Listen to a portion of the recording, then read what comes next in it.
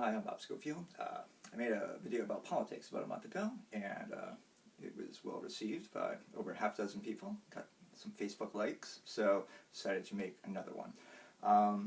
Let's see, I'm going to make a series actually of videos about politics. It's 2020, it's a presidential election here in the United States, possibly the last one. So we're going to have to take a look at what the United States of America is supposed to be and what the job of President of the United States is supposed to be about, because it seems like we've kind of lost our way in that regard. And to illustrate that, I'm going to tell you a story. It's an allegory. An allegory is a made-up story about something on its face, but in reality it's about something else in real life.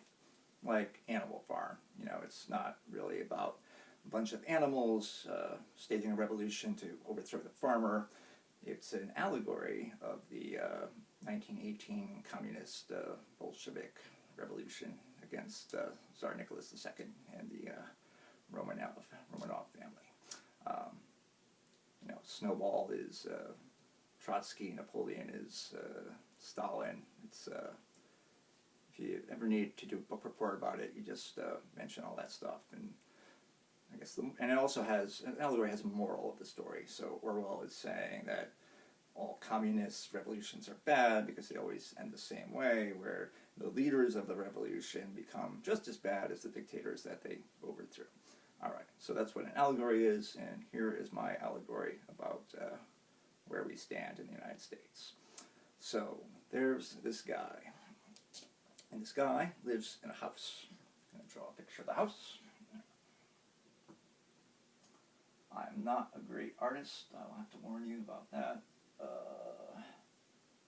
house is made out of wood, that's why I'm using the brown marker. Give the house some eyes. There's a door. There you go. That's a house, sort of. Alright.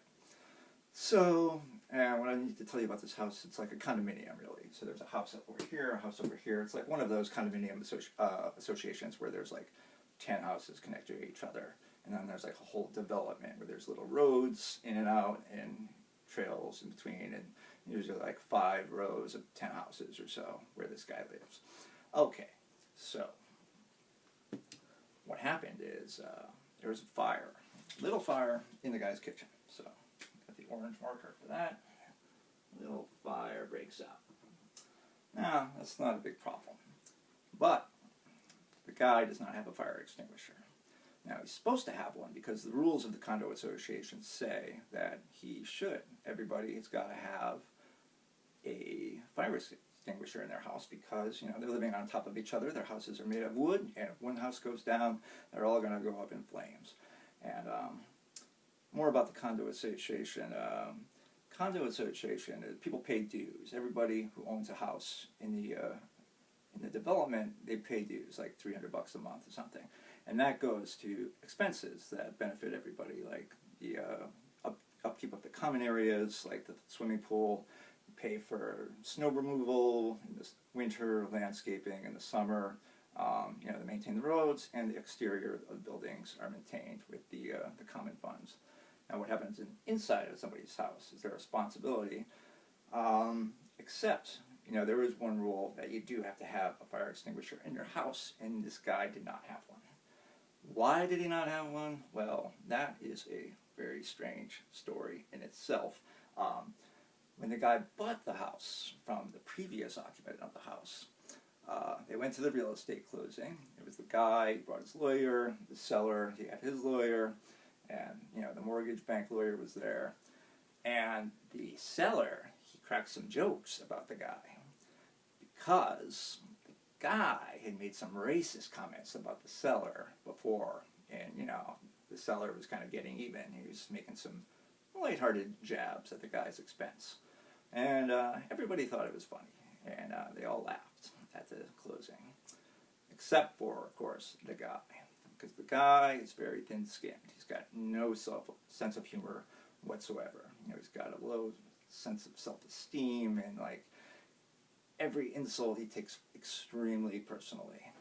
So what happened was the guy, they complete the deal, the guy goes, takes possession of the new home here, and he just goes on a rampage, getting rid of everything that the previous occupant of the house had left behind, including the fire extinguisher. He, he's in a rage. He takes the fire extinguisher, just throws it. I'm just going to draw a fire extinguisher. I know you know what one looks like, but I gotta give my red marker a chance to participate. So he just just throws it out.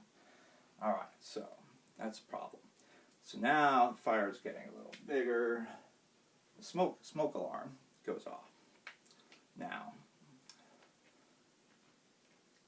something else I need to tell you about the guy. He is actually the president of the homeowners association. So like he's in charge of spending the money on the common aspects of the living situation. He pays the lawnmowers and the snow removal guys and stuff. And he really enjoys being president.